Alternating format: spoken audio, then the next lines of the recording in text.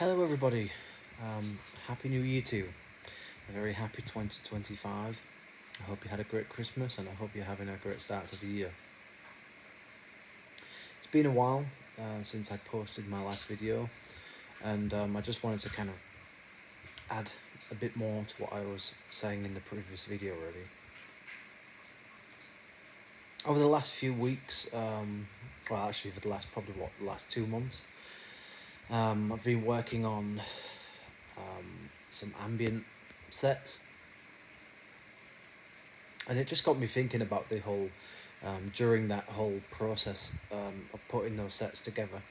I kind of just wanted to go into that and like to kind of explain sort of how that works really for me anyway.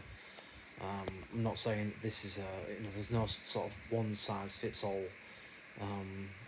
I'm not saying that the way I do things is right, or it's the only way to do things, or but this is how I usually approach a DJ set, as in something that I personally want to listen to for my own listening pleasure,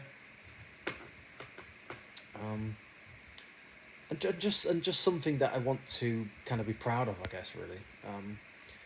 For me, I'm not a DJ as such. I'm just kind of, I mean, what I do technically is considered to be DJing, but I'm not a professional DJ in the sense of having a residency or DJing in a nightclub or a bar or anything like that. And quite honestly, I really don't have much of an interest in doing that. And I've kind of talked about that a little bit in the last video. So for me, really, the my kind of style of DJing, if you want, whatever you want to call it, it basically kind of stemmed out of, and I did touch upon this. I think I did in the last video, or I certainly touched upon it before on my channel a while back. The reason I kind of got into mixing and putting sets together was, I think initially it was just out. Just an interest really. It was just kind of, I just wanted to see if I could do it, and there was like some like DJing software on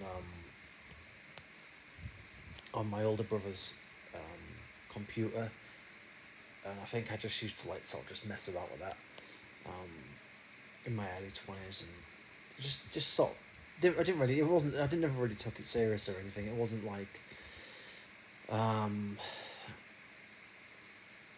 it was just something that I just kind of came across really, and I was just like, okay. And then I actually got it on my own computer. So actually, really, I kind of got into DJing through, as in actually doing it myself through software actually. Although I'd obviously seen turntables and CDJs before that, but at around the same time that I kind of started to mess about with mixing myself, I was watching a lot of stuff, like I mentioned in the last video, on Boiler Room and Mix Mag and DJ Mag and all that kind of stuff.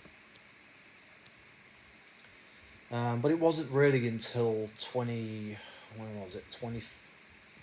2015, when I was 24, when I got my own decks, and they were only a really shitty pair of CDJs, but I really wanted to get into it. I wanted to get into the physical side, I wanted to have some hardware, I wanted to have some physical equipment to mess about on, and I had a mixer from long gone, well not long gone, but shall I call him a friend? I mean, sort of, kind of, an old friend who actually was a part-time DJ, but actually an actual real DJ, as in he used to play at bars and clubs and things like that. Not clubs, like jazz bars and places, things like that. I think on like Princess Avenue, Newland Avenue, and Holland and places. and he had a really, really interesting, very, very eclectic, wide-ranging interest in music.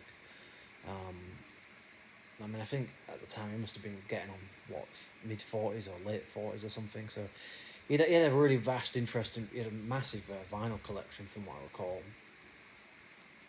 And anyway, he ended up sort of giving me a very sort of really basic mix, but it did the job that it was supposed to at the time was, and it was just kind of like sort of teaching myself really as it was going on. I didn't have a clue at first. I had no idea. I was terrible at it, um, and I still am sometimes. You know, no, we all make fuck ups. We all make mistakes, and none of us are. I don't think anyone that's an artist of any kind, if you want to call it that, or a DJ, or someone with a passion for music, that just happens to express that to some extent through the medium of DJing, whatever you want to call it, whatever you want to say about it. You know, I don't think we're ever completely satisfied with whatever we do. And it was like, you know, that mix at the times, like that might be like the thing that we were like most interested in. But then over time, you know, you kind of get bored of it and think, oh, it's not actually, it's not quite as good as I thought, or it's, you know, you're just never satisfied. You're always like, you're always sort of looking for errors, and oh, you know, brought that track in too late, or I didn't let this track play out long enough, or I brought it in at kind of in the wrong place, really, etc. But anyway, so I got that mixer from that guy, old, not quite. um, I bought some shitty decks, and I used to mix using like stuff from Ministry of House, various like funky house, disco stuff, soulful house, that kind of stuff, and some hospital drum and bass stuff as well. At the time, 2014, 2014, 15 time. So that was an interesting experience. I think there's one video of me actually using that equipment on my YouTube channel, I think. In fact, that actually might be the very first video I ever posted on my YouTube channel. I'm not quite sure. Anyway, but I really am getting fat and chubby. What is this? What's that?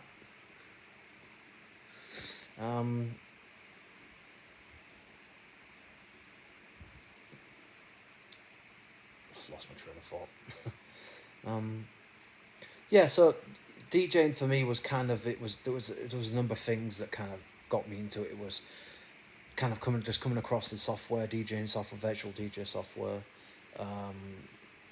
watching stuff online on YouTube, and just wanting to have a go myself. And I suppose another part of it was a kind of feeling like I think just in general, I never really completely ever felt satisfied with the vast majority of mixes that I came across. Like, a lot of them just weren't quite. I don't know. I just never really seemed to find a lot of stuff that I really enjoyed from start to finish. So I think that was a part of why I started to put sets together myself, because that way, like, I've got full control over all of the tracks, and I know where I want to bring certain tracks in, and you know, I kind of sort of create like a kind of, you know, just to kind of create a more of an experience with music. And that's kind of always been my thing, is to kind of create a kind of, you know, listening journey as such. It's you know, anyone could just throw tracks together randomly, or, you know, or just because they happen to sound good together, but actually creating a full set, whether that's 20, 30, 40 tracks, whatever, of a particular genre, or multi-genre set,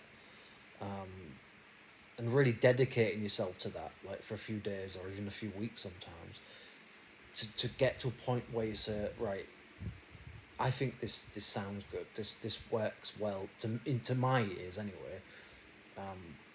Of course, like a lot of aspects of art, it's all subjective, and what one person finds appealing, somebody else might not. So, you know, I can only do what I find for myself to be interesting as a musical experience. Um, so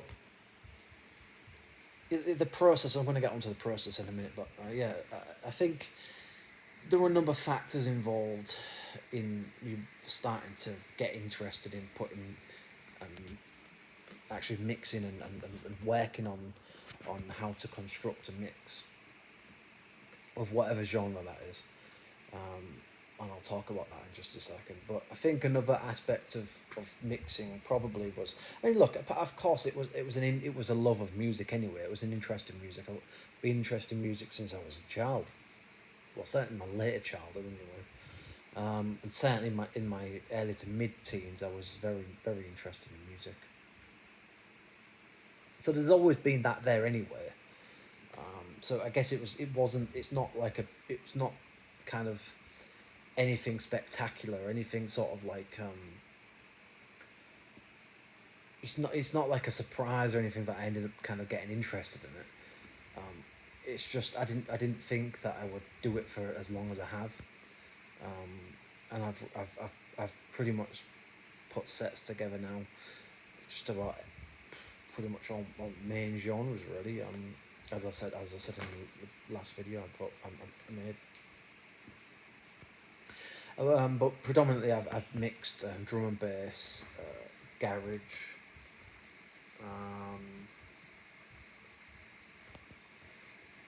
a bit of house, sort of funky disco stuff, disco,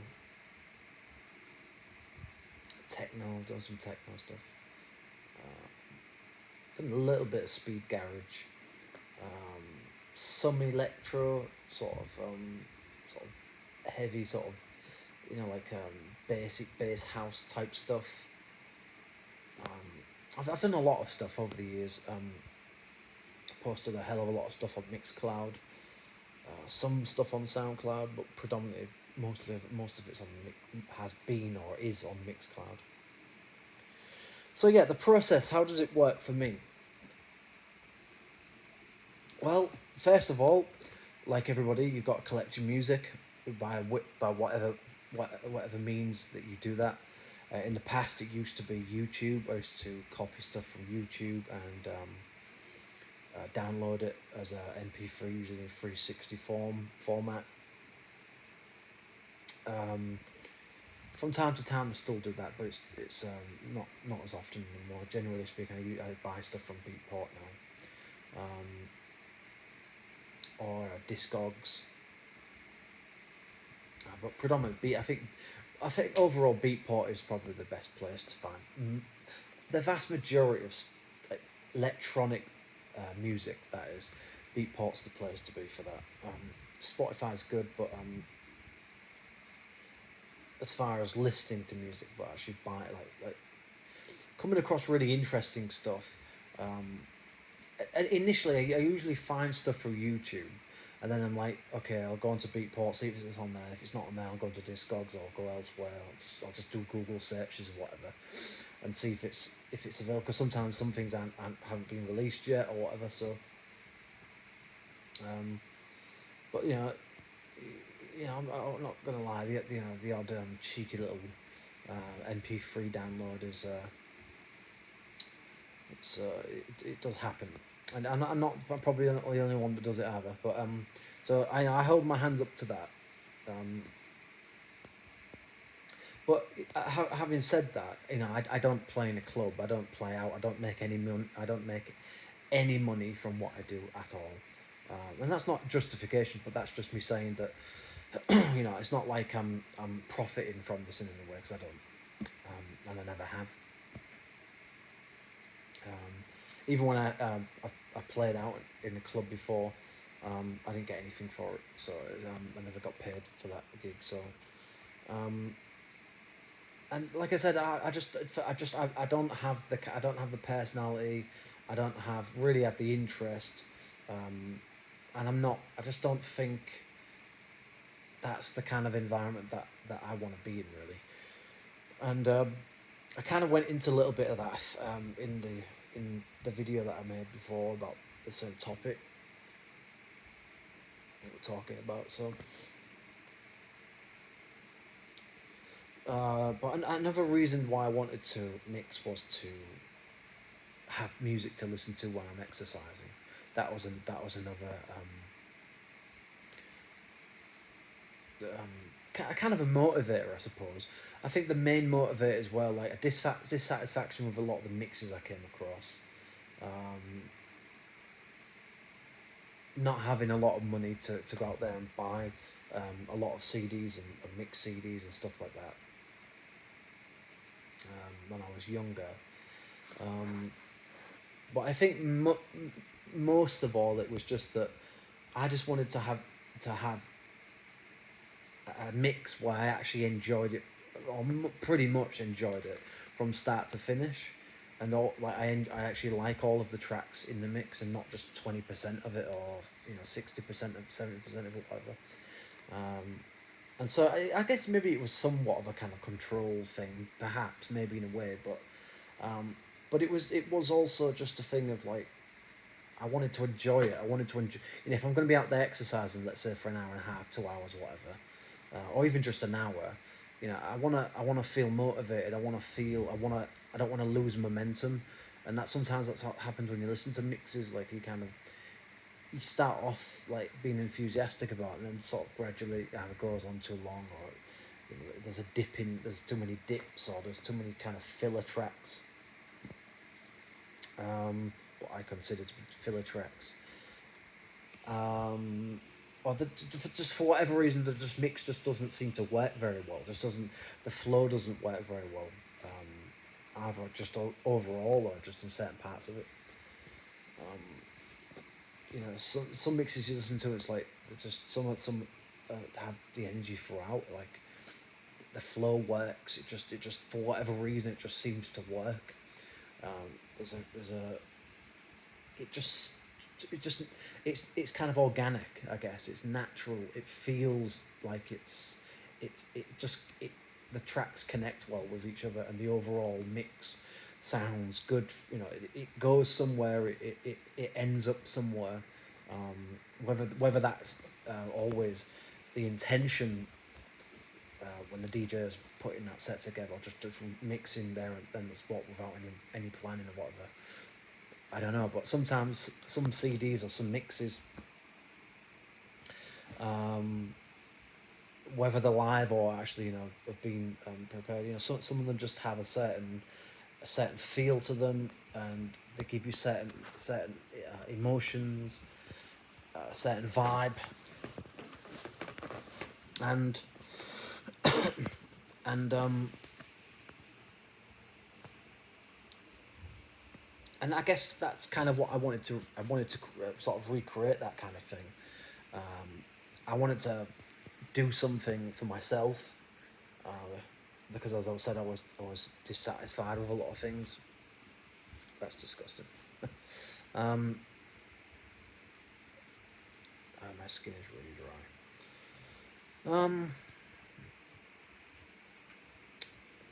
God, I look like crap.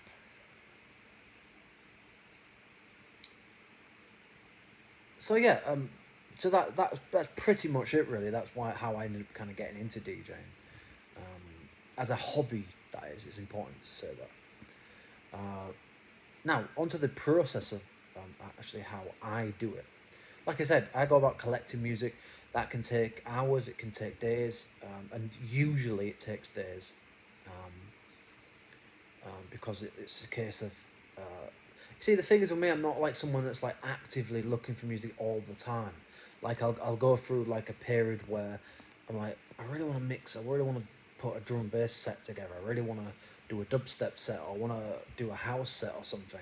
I don't know why that is, but just sometimes maybe it's just like I just I just hear something, or I'm watching, or listening to a mix, or just whatever. Sometimes it's just I'm just in the mood for whatever. I don't know why sometimes, but I just know that I want to mix. Or I'm just in the mood for DJing, or what I'm in the mood for putting a set together. And then so for that, it's like I go about at that point. I'm like, okay, now it's time to find music, new music, interesting music, something a little bit different, something that has some class to it. Something. Um, you can listen to the track from start to finish, kind of thing. It's like I don't want to. I'm not just looking for tracks because of that 20 seconds segment or something. I'm looking for tracks that that have something about them. There's some quality there. There's some character to the track, whatever that might be. Whether it's a liquid drum and bass track, or a piece of techno, or um, like a sort of drone, spacey, ambient thing, or whatever it might be. I don't know, I don't know, but just for some reason, I just sometimes like like everyone, we all come across tracks and just like I like that track. I don't know what's going on a psychological basis. I don't know whether it's because it's like it's it's your subconscious or something, or it's like the certain sounds that give you a certain like emotion, and that's like stems back from things you've heard before, or stems back to your childhood or something. I'm sure it probably is, but whatever the case, there's clearly emotional and psychological reasons why we like the certain pieces of music, or tunes or tracks, what you call them, that we end up liking. And so when I hear something, I just know when I like something. I'll just like, yeah, I want that track. I want that. I really want that. But that process of finding enough tracks, like let's say for example, an ambient set, you might only say have 20, 30 tracks, if that, right?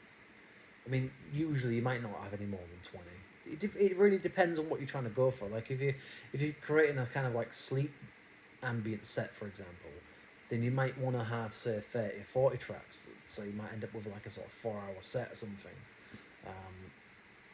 It drifts you into a nice calm state of relaxation you can fall asleep to. But if it's just purely it's just like an active listening thing, then you might only say have like 20, 25 tracks or something. If it's just to relax to, maybe for reading, or I don't know, riding a bike, or I don't know, traveling or something, I don't know, whatever. There's all sorts of situations in which the certain mixes complement that setting, that mood, whatever. So yeah, collecting the music, that can be a bit of a tedious process, because I have to find enough music for whatever the set is that I'm going to be putting together.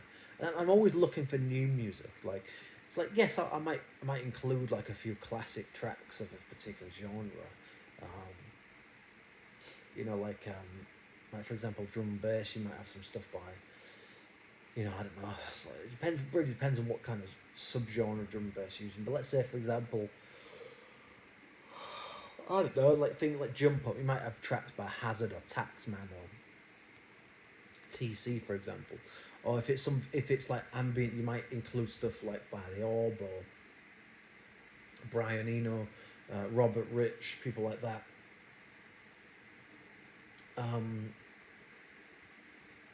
So you might have, you're probably always going to be like, look, you're going to be wanting to have a few classic tracks in your collection.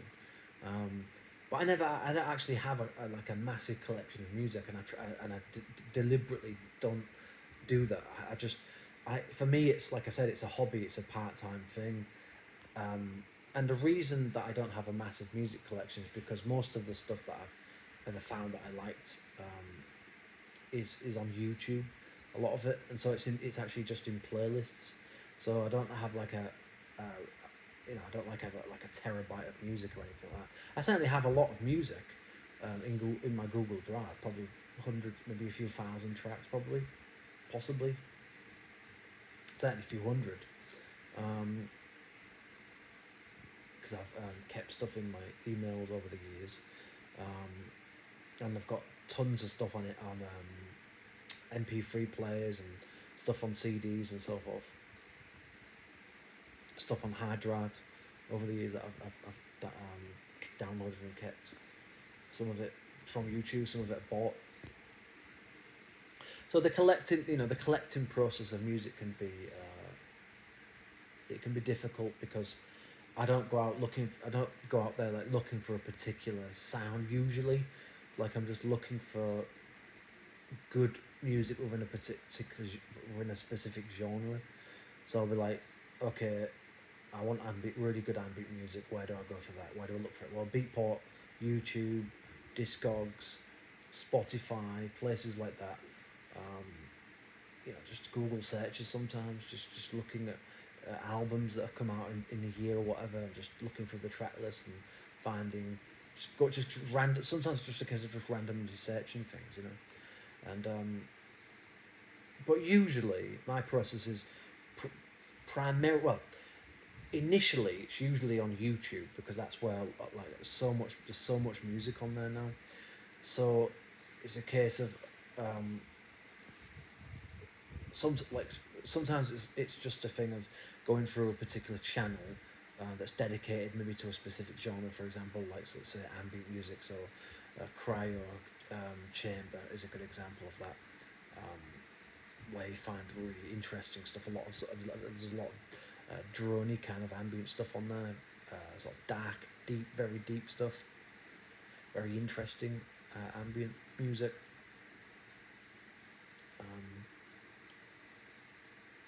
So you might go on there and you might, I don't know how it works for other people, but for me it's a case of right. I'm going to go back. Let's say, because you have to have a limit. You can't just go at it forever. You have to know when to stop.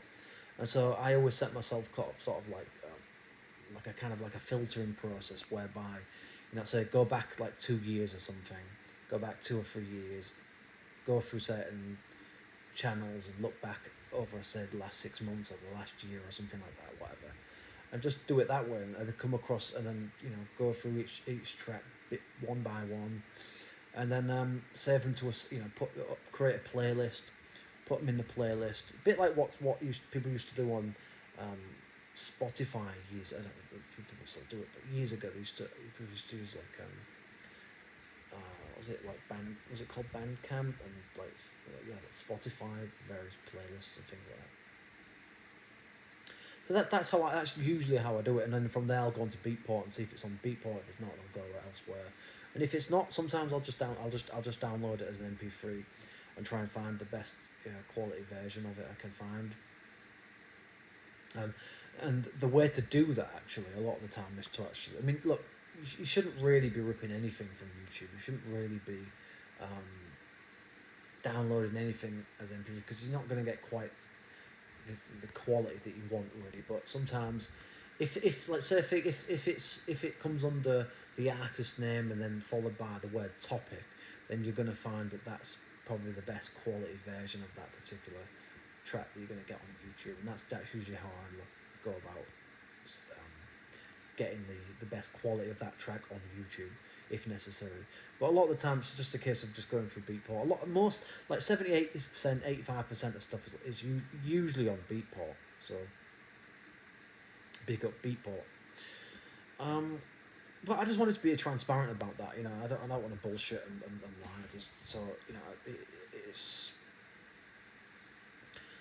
It's just a case of like getting access to things and just a case of literally just spending time, and that can take hours, days, weeks sometimes.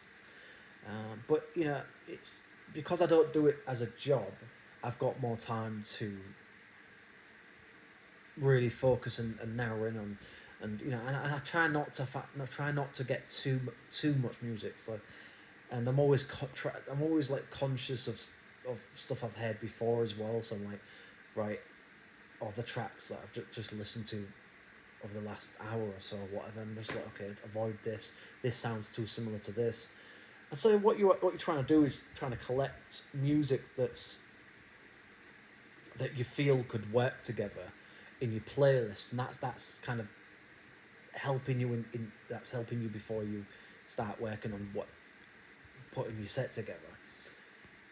It's just having the right music, and that's, you know, like I said earlier, that's a subjective thing, and the stuff I like, other people might like half of it, or just a few tunes or whatever. So, but like I said, I don't really do it for other people. I don't really mix necessarily for other people. Like I said in the last video, like if people come across the mixes I do and they like them and enjoy them and find something interesting, that's you know, like I said, that's that.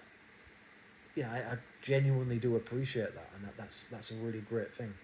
It's nice it's nice to have your work appreciated, because when you dedicate so much time to it, even though it's, yes, I only do it part time, but when I do it, I take it very seriously, and I'm very passionate about it. And so, you know, I really genuinely dedicate myself to it, and a lot of the time it takes days. It takes days just to collect the music itself, and then after that process happens, then I have a sifting process, a filtering process, where I'll go through the tracks again, and I'll write down the tracks, because sometimes you kind of, in the moment, you kind of like, you know, you're kind of on this high kind of thing, and you're like, oh, that sounds good, I'll put that in the play, put that, but then later on you kind of come back to it again, you think, oh, actually, not really sure about that track now. It's weird how it works. You sort of have second thoughts about things, you think, do I really want to play that? Nah. And so sometimes, and actually that's a good thing, because then you only end up with a certain number of tracks, because otherwise you might end up with 100 tracks or something, and that's just too much. So that's another important part of it, as well, is setting yourself like a kind of filtering process of, okay, how do I, you know, minimize this massive amount of tracks that I've got in this playlist down to, say, 30 or 40 tracks, let's say, and then so it's kind of like a process of elimination kind of thing, you know. It's like, how do I get down from this massive amount of tunes that I've collected, and they're all good in their own right, and they all deserve to be played, but maybe they're not right for this particular set that you want to do, or you're just very conscious of trying to play the very, very best stuff of any particular playlist that you've got. So usually I'll end up, say, with like 100 or 200, 300 tracks in a particular playlist, right? After days of searching, just spending hours and hours and hours and hours looking for stuff. And believe me, it is tedious. It does get a bit tedious after a while. But anyway, you go through your playlist again, a few seconds of each track, and you scroll through the track on YouTube, and you think, yeah, I want that. I really like that track. I still feel the same about that track now than I did before, and if that's a good indication that track's probably a good track, or at least to you. And so I think, right, tick, that's something I want to play. So then you write that down, or you just remove certain tracks from your playlist. It's up to you however you want to do it. Yeah, so that's how I go about getting music, and that's how I get down, usually to, say, 30, 40 tracks, right? Usually, it can be more than that, sometimes 50, 60 tracks. And I might download that amount. I might buy and download most of that stuff. But then you think to yourself, okay, well, some of that's just going to go into my email, into my Google Drive. I'm not going to mix that stuff. I'm just going to listen to that stuff in by itself, or mixed, because I don't really want to put them in this mix for whatever reasons. Maybe you just don't think it'll sound good in it, because I don't know how to explain it, but you don't necessarily sort of set out with you don't have it's not like you're like writing a composition or anything. It's not like you're composing, you know, a symphony or anything like that. It's just that, you know, you have a set in mind, and you kind of sort of have a kind of like a general idea of how you want the mix to sound to some extent. But it's only when you start going through your music that you think, what am I going to do with this music? How do I represent this music? That's kind of like, I guess, my philosophy of it as a DJ, as an artist. Um, if I can even really be considered that, I don't know. But I guess my philosophy on it is, how do I represent this music in a way that makes sense, that's not overdone, it's not sort of exaggerated or anything, and it feels organic, it just works, you know, it just sounds good, it works together. It, like I said, there's momentum in it, there's flow there, there's energy, you know, there's something about that music, the way that it's put together, that the overall, the mix itself, the actual end result, is something that sounds great. And that, get into that process is, I suppose, I don't know, I guess kind of like a painting or something, you know, it's you having to know your, you know, understanding texture, understanding various combinations of colours, and, you know, to get a very specific, very sensitive, you know, gradient, you know, light shades and light and all that kind of stuff. And that's what I try to do with my mixes. Like, I'm always trying to create something that has a bit of, you know, you have the yin and the yang kind of thing. You know, there's different levels of energy. There's different things, opposing things that just kind of work together. You know, and every genre has those things. Every genre of electronic music has those things. You know, like, you know, you can look at drum and bass. You've got, you know, you've got jump up. You've got liquid. And those things can actually, you know, some people might think that they don't belong together, but actually they can work together very well, in the right place. And that's really what it's about. For me, it's about putting the music where I think it should be. To me, that is, you know, I can't speak for everybody out there, of course not. But when I say I have 30 tracks, I'm thinking, right, do I do a mix with those 30 tracks, or do I break them down into 2 sets of 15, or whatever it might be? You know, is it too long for this particular genre? You know, it depends on how long the tracks are, obviously. You know, if they're really long tracks, then you might only want to use 15 of them, you know. But if they're short, obviously, you know, just simple, you know, basic logic, really. But it really just depends on what the genre is, you know, because if you have too many tunes of any particular genre in a mix, it might be a little bit overbearing, a little bit annoying after a while to listen to. So it really just depends. I mean, if you're planning on, say, like going on a hike or riding your bike for a few hours, or going to the gym or jogging, or maybe you want a long set, maybe you want a long mix to listen to. Something that just gets you in that zone, you know. You zoned in and you zoned out at the same time. And so, for me, my philosophy on it is, I want to represent this music. I want to be respectful to these producers. I want to be respectful to the music, and I want to represent it in a way that I felt at that time sounded good to my ears, to me, given my mood and where I was at in life, or whatever things that contribute to it.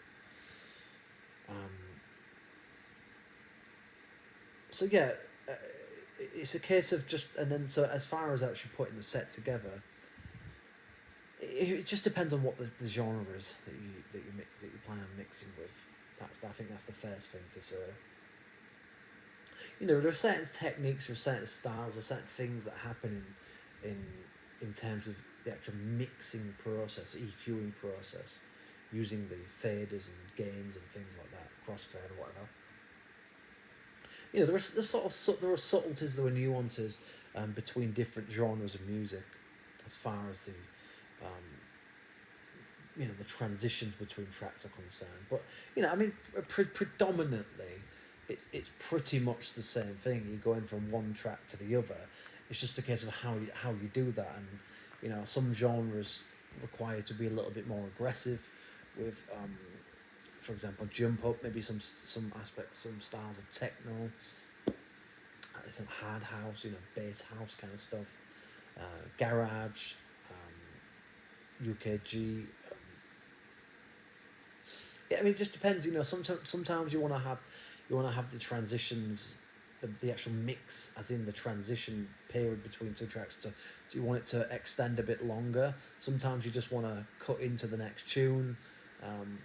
It just depends on the tracks. It depends on, you know, you're trying to avoid clashes between, you know, and this is something I was meant to say. I think it was in the last video when I was talking about drum and bass. I didn't mean the bass line. I meant the kick drum. That's what I was meant to say. Anyway, but yeah, so it really just depends on the person, the individual, as how they go about it. But essentially, you know, the basic principle of it is that you're moving from one track to another. That's really it. As far as the art of it is concerned, that's a whole different thing, because to me the art of it is finding those little nuggets, those little gems. You know, the just tracks that just seem to work that well together that you hardly notice the transition when it happens. You know, you don't even hear the track go out of the mix. You know, it's like it's just that good. You know, these tracks just complement each other so well that, you know. Yeah, of course you know it's being mixed, but it's like it's just so smooth and well done, you know, and I like that. That's something I really like that part about DJing, when you just get it right, and it doesn't happen all the time, but every now and again you mix something so well, and you just like, yeah, that was a tight mix, that was a really good mix, that sounded good. It was just very, very well done, and that's actually really difficult to achieve, actually. You know, some people just simply just use the faders to mix, and I don't. That's not how I approach DJing. Certainly not with ambient music. With ambient music, I do a hell of a lot of EQing, a lot of gain action, and the channel faders really I don't really use them too much. Not really until the track is got sort of barely audible, and then I bring the track out of the mix using the channel.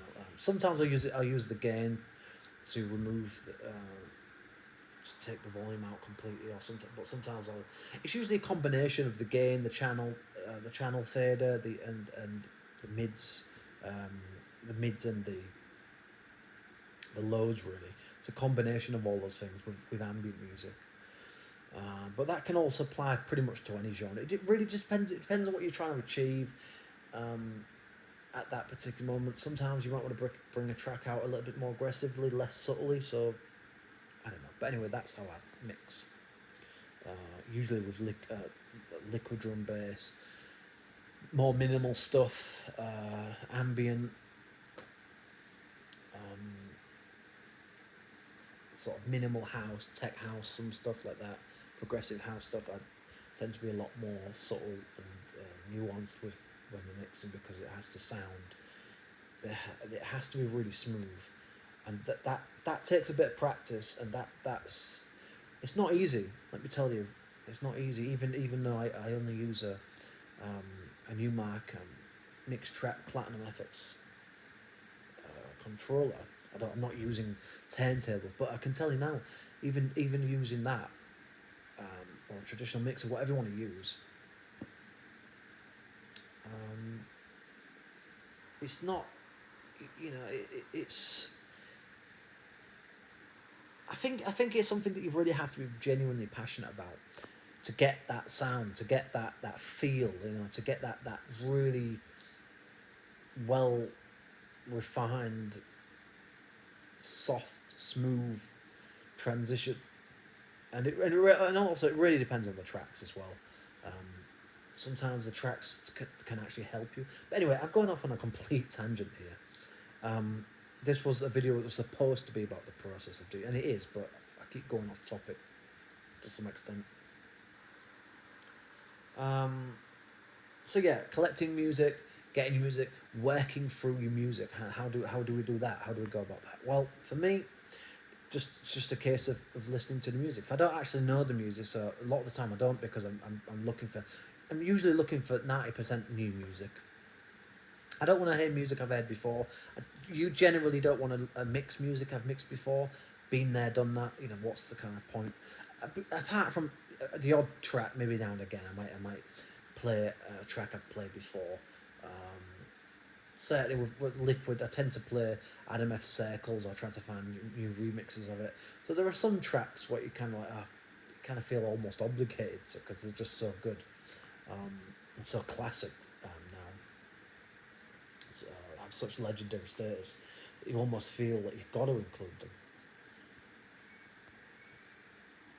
So so the actual process of putting the set together is, for me, it's a case of going through the tracks. So let's say you've narrowed your playlist down, say to, let's say, just for argument's sake, 30 tracks, right? Let's say that's going to be your set. You're going to have 30 tracks in your set. You've decided, I want all of these tunes. They're all shit hot. They're all great tunes in their own right, and they'll sound even better if they're put together well in a mix that has at least some degree of thought put into it. Which is what I usually do. I spend time. I go through the music. I listen to the tracks, and I think, And sometimes, actually, even when I've gotten down to 30, I might even still be like, nah, I don't want that track after all, actually. Don't really want that track now. So then you end up with, let's say you only end up with 20, 26, 25 tracks. Or even less, sometimes maybe even less than that. So then the kind of process, the first part of the process repeats itself again. So you go looking for new music again, for more music, because you don't quite have enough, or you don't think you do. And then, but anyway, eventually, whether that's a day or two or three, four, sometimes a week, let's say, you eventually get to a point where you say, right, I have enough music now. I don't want this process to keep going on and on and on and on, because you have to decide at some point to say, look, let's stop. Let's call this a day for now. Let's work with what we've got. And sometimes, as they say, less is more, which I think it often is when it comes to mixing, putting sets together. You don't have too much music. That's the thing, because and the thing is, you can't find every single track, every single great track out there. There's probably a few million decent tracks at any given point, probably, of any particular genre. You're not going to find every single great track out there, and I'm not certainly not trying to do that. But the way I look at it is like, I have a genre in mind. I'm looking for music that's in that genre, or is labelled as such. And I'm looking for stuff that I find sounds really, really, really good. There's something about that track that speaks to me for whatever reason. It sounds good. It makes me feel a certain way when I listen to it. And I want to play it. But I want to play it where I feel that it would work. And I want to EQ it so that it sounds good in the mix. Because often, you see all the time on Boiler Room Mix where the DJs are just keeping everything at the 12 o'clock position. Well, that's all good and great, but the problem is everything sounds flat. And of course, you don't want to have everything at the 3 o'clock position either, because then you start to have problems with clipping. So that's where you've got to set your gains properly, and you've got to have your volume set right, or you've got to have some kind of editing software post mix. So well, I don't do that. When I've got it to where I've got Look, I better go back a bit. I listen to the music.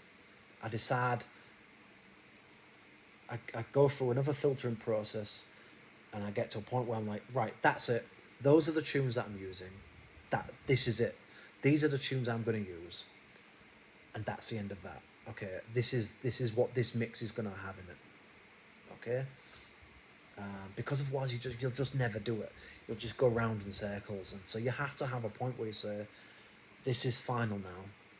This is this is what's going to be in this mix, and nothing else is going to be added to it. Nothing's going to be taken out of it, of these whatever tracks you've got, and nothing's going to be added to it as well either. So then it's a case of, right, you got to listen to the music. You got to go through the music. You got to listen to it. You got to work out, okay, right, this track's got uh, certain tension in it. This track's got certain energy in it. This track's kind of like a kind of build up track. This track's more soothing, more relaxing. This track's a bit mental. Whatever you want to, we all have sort of feelings and ways that we think about and feel about certain tracks. So you go through music, you listen to it, and it's just and that could take hours, days sometimes to really get to know the music or get to know it as well as you can.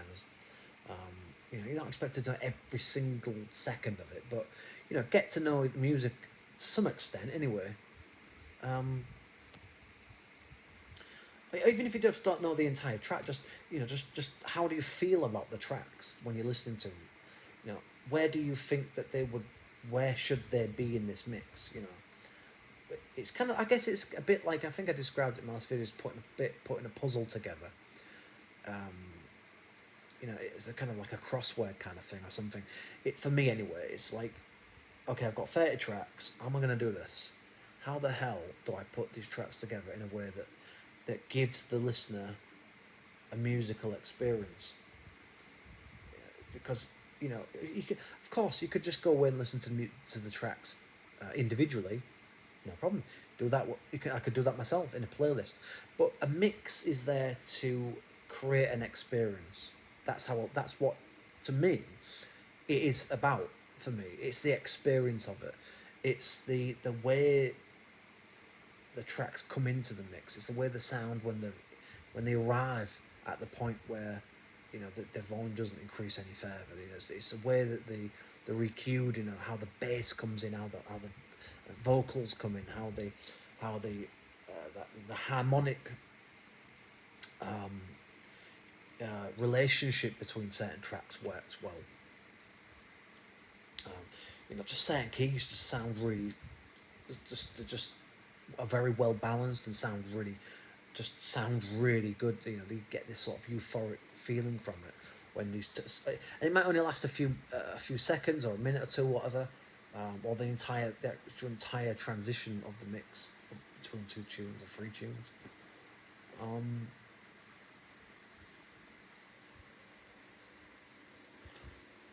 so, for me, it's a case of like, it also depends on what the tempo is as well.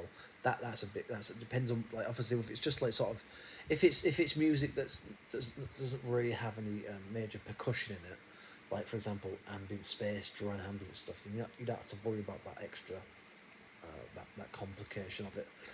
But generally speaking, most tracks have some kind of tempo to them and some degree of percussion to them, probably for the most part. But certainly a tempo, a rhythm to them. So that's another part of it as well. In the recent 2 ambient mixes that I've just done, I included a bit of sort of more percussion based sort of ambient stuff, or ambient with elements of percussion, combined with some more drone space, kind of like ethereal kind of ambient music. I don't know how to describe it really. Tranquil, spiritual, even, whatever.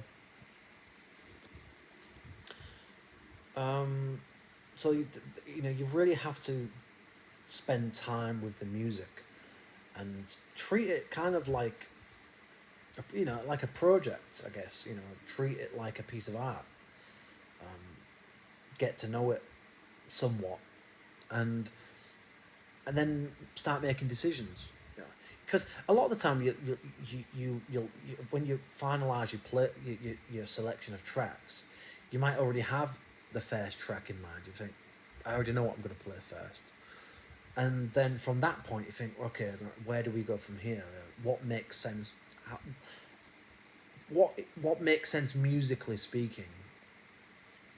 From there, where do we go from there? And sometimes it's just a case it just happens to like a certain track, and right, that's going there. That sounds good with that one. But sometimes you have to think a little bit more about it. You might think, well, I don't want to have, I don't want the mix to sound too predictable. You're trying to create something interesting. I guess to some extent, you're kind of trying to set yourself apart from other DJs and artists. In whatever ways you can do that. So you're trying to do something that is just, even if it's just a tidge different, just a little bit, something that says it's you that did that. It's you that made. I mixed this music. I kind of putting a stamp on it, as it were. You're stamping it with your own personality, and that's what I do when I do my sets. The mixing is, I don't think is anything particularly to shout home about or whatever. I mean, I'm no bloody Carl Cox or Andy C or DJ Markey or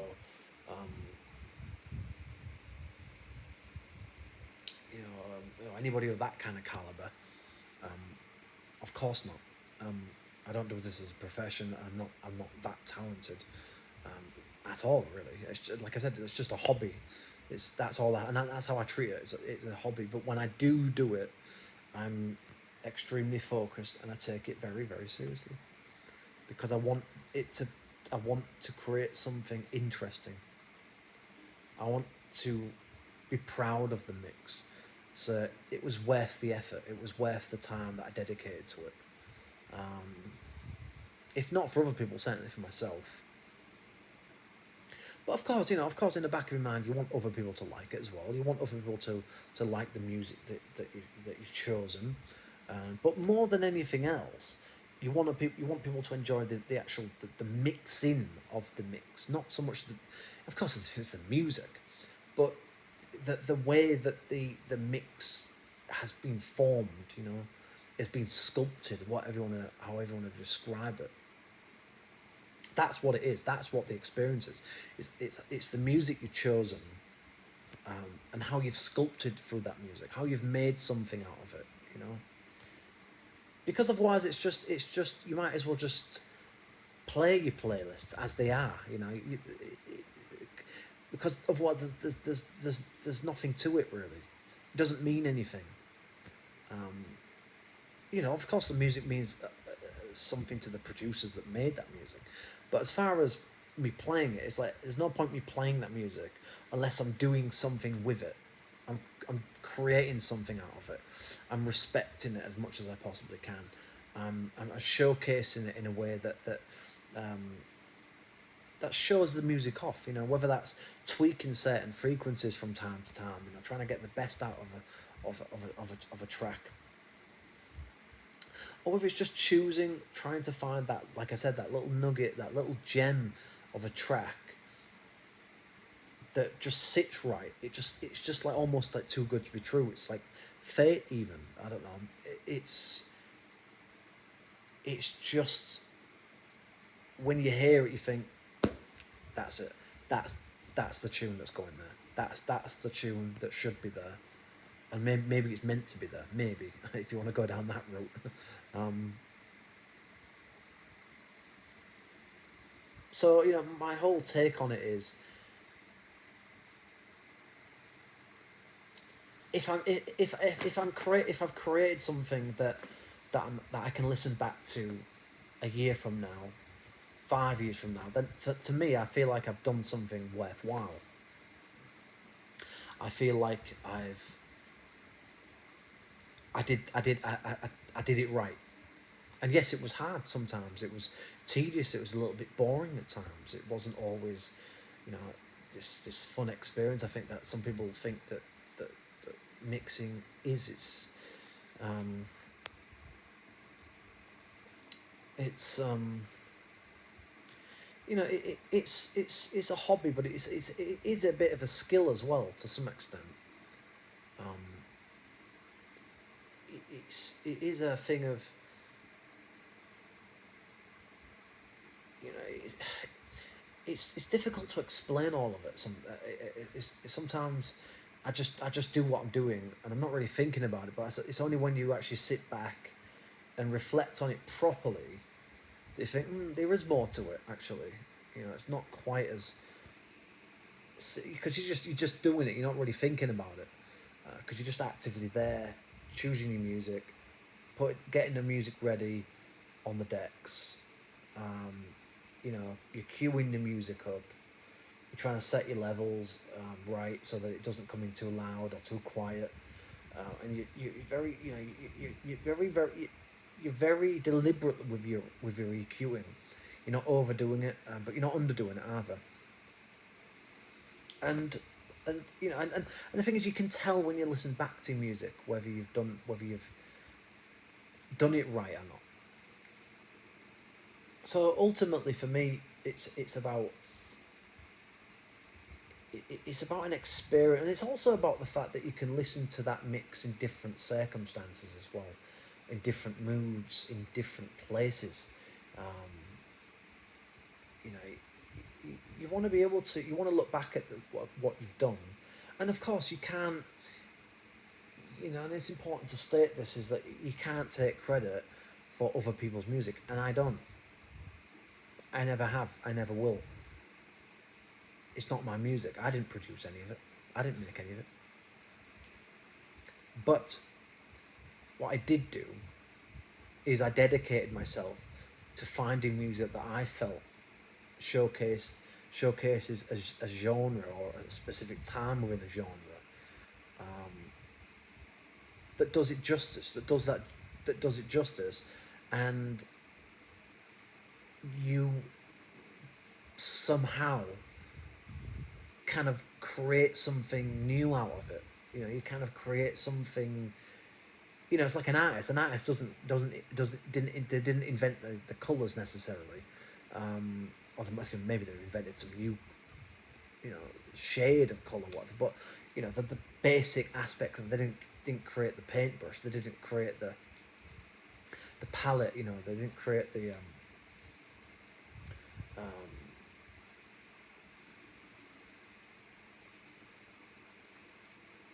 you know, they didn't create the canvas. That's what I was trying to look for. But they're creating something out of those things, with those things, and so that's what you're doing with as a DJ. If you really care about it enough, is you're trying to blend things together in a way that says, okay, this is not my music, but it's sort of is, in a way. It's kind of, because it's music that spoke to you for some whatever reason. That collection of music within that mix, it tells a lot about who you are as a person. It speaks volumes maybe about your personality and your character and your interest in music, actually. Not even just always in that genre that they listen to, but just in general. It can tell people a lot about you. So it is you in a way, sort of. But certainly the actual, you know, it's like, I suppose in a sense you can kind of claim it to be your own, because although, you know, you didn't produce any of that music, but you carefully chose that music, and certainly if you're like me, where you spend hours, days sometimes, working out a track list, working out a way to get through that music, that's a genuine musical experience, or it just sounds great. I don't know how else to say it. It just sounds good from start to finish, or the vast majority of it sounds good. And so you're doing the producers justice, you're doing their music justice, but you're also, you're creating something. Every time you create a mix, the chances are that you're creating something new, because it's unlikely that you're going to get two sets of exactly the same music, or exactly in the same order. I mean, it probably does happen from time to time, but I probably 95% or even 99.9% of the time, probably it's a case of the order of the tracks, uh, the overall sort of flow, the overall way that it's been mixed. Um, it's your own signature. You're kind of putting your own signature over it in a sense. Um, so that's kind of always like the dilemma with me. Is like, yes, I like listening back to. I like listening to mixes, and I like listening to my own mixes from time to time. Not that often, but but when I go and exercise, I usually do. Um, and I can't. There's always that thing of, well, it's not my music. I didn't write. I didn't write it. I didn't produce any of it. So it's like, yes, you enjoy it, but there's always that thing in the back of your mind. You're like, I don't know, but I didn't really do anything, did I? What did I do?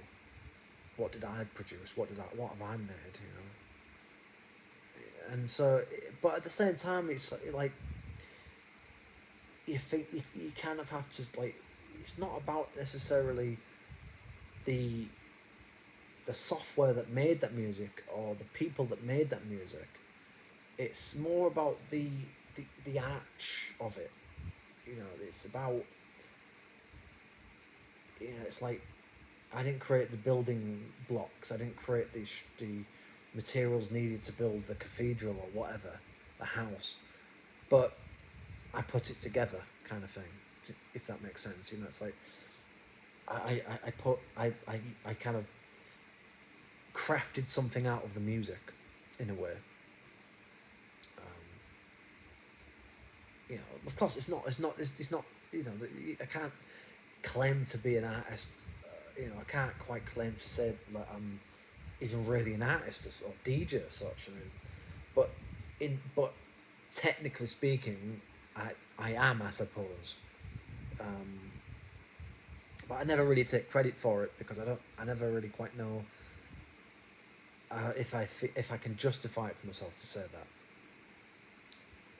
Anyway, so going through your music, working out what you feel sounds good to you at that time.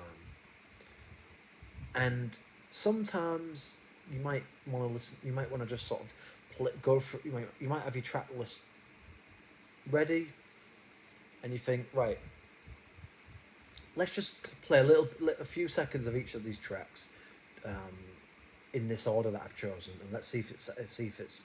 Of course, it's not going to be. You're not hearing the mix as such, but you're getting an idea of what it's going to sound like. Um, so you might do that, and you think, sounds good here and there, but it's not. So sometimes you end up going back and changing things, um, but sometimes you're just kind of quietly confident about it. You think, or sometimes you just kind of get to a point where you've just been at it for so long that you just say, fuck it, right? That's it. That's what the track list is now. That is it. That's what it's going to be. That's it, staying as it is. And sometimes that can be the best thing you ever do, actually, by not being too obsessive about it, by just trying to just sort of, quietly being confident and being proud of yourself about the tracks that you've got, and how you've worked out the way to get. I don't mean. I don't want to say, when I say get through them. I want to get through them as quickly as possible. I don't mean like that. I just mean like, like, just create an interesting journey through the music, where there's ups and downs. There's periods of stability. There's different vibes. There's different emotions there. You feel something from it. To me, that's what music should be, and to me, that's what a DJ mix should be. Um, that's probably why I only like certain genres, because there are only certain genres for me that give me that. Uh, there's gives you a sense of wonder, or there's a certain piece to certain sounds and certain tracks or whatever. And, it's a way of dealing with stress. It's a way of dealing with mental health problems. Probably a way of dealing with trauma. Um, but it is music, and what you do, or what you should be doing as an artist, as a DJ, is finding a way to, as much as you can with a pair of decks and a mixer, use those things as instruments, as an instrument. And I think if mixing is done well, that's what happens. It becomes, you're creating, you kind of create new music, I suppose. If things are mixed that well that you hardly notice the transition, then it kind of becomes one long piece of music. It's not always so easy with certain genres though, but certainly with things like let's say some sort of certain styles of techno, some progressive house, minimal house stuff, yeah, ambient stuff. You can really go to town in terms of EQ and really being really sensitive with the EQ, which is why I wanted to get hardware in the first place, so you can really bring out this. You can really gently bring tracks into a mix and gently bring them out again. Rather than so, because sometimes you listen to mixes and all they really do is bring, more or less, pretty much just bring up the channel phase and bring them down. It's like that's not mixing to me. That's not how I like to do it. I really think that the art is in mastering the EQing process, really. Yes, of course, in overall, the music is what matters. That's the most important thing. Like the hearing new, interesting, unique, different, thought-provoking, fun, just creative, artistic, musical pieces of music that just kick ass. That just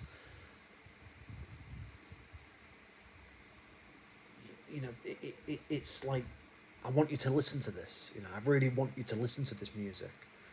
I want you to feel what I feel when I listen to it. I want you to like it. I want you to enjoy it.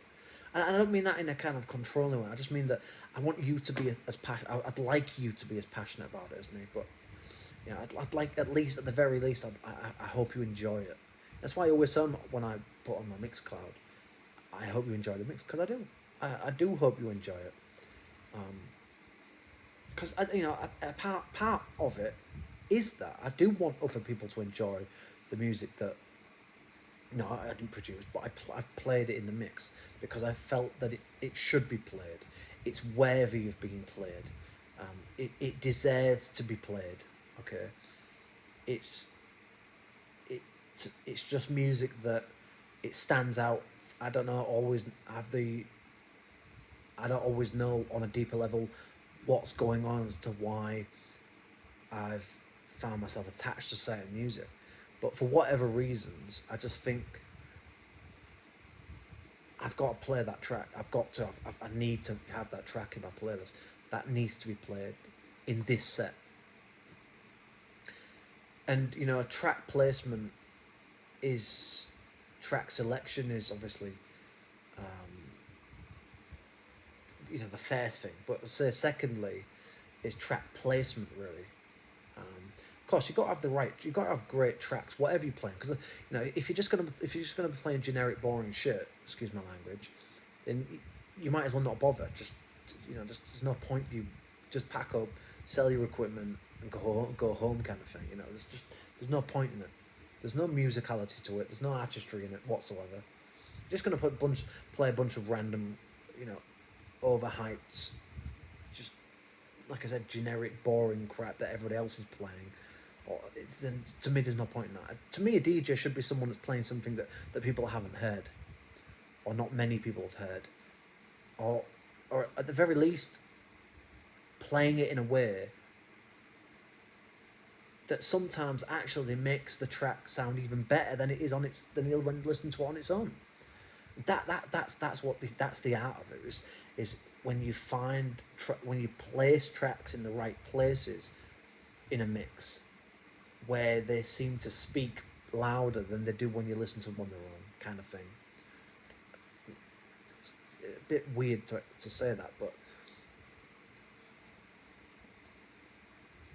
you know, so it is about track selection, it's about track placement, and you know, like I said, you know, volume, because essentially that is what you're doing when you're mixing. You are essentially just controlling volume, really. Okay, you could say yes, you are controlling frequencies, but really, more than anything else, it's about volume. It's the volume of the bass. It's the volume of the mids. It's the volume of the highs. It's the volume of the actual channel itself. Um, and it just the overall balance of those different things together with the EQs on either track, that all of those things that combine together to create a balanced, what should be a very balanced level of sound and not noise. That's the difference, I think, between as a novice DJ or someone that thinks they're a DJ or wants to be a DJ, um, and someone that's an actual artist slash DJ, in my opinion. And I'm not saying that I'm necessarily the latter, but I'm just saying that I think that the people I respect as DJs, they are people that I don't know how to. They just seem to have something about the way that they mix certain tunes that they play. That for whatever reason, I just think, yeah, they these people really are genuinely in love with what they do. They really do love this fucking thing with all their heart. You know that this is something that they feel on a spiritual deeper level within themselves. Yes, of course, it is about money, a part of it. It's about um, habits to some extent. It is about, you know, a job, but also it is a thing of it's it's I'm representing. I'm trying to represent things that I think say things about me without me having to say anything, and also, and I don't mean that as in a kind of egotistical way, but it's we all we all show ourselves. We all share and show our character and our personality in ways um, that we're sometimes not even really conscious of. But when it comes to music, I think,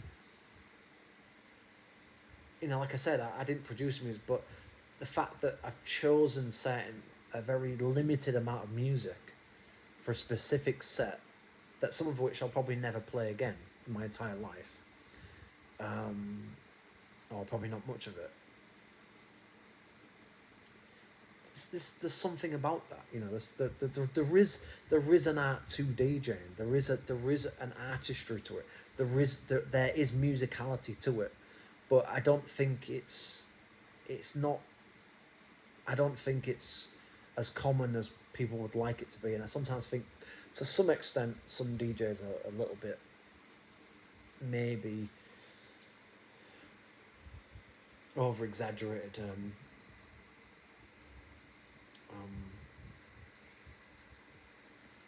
Overappreciated, because I don't think some DJs really,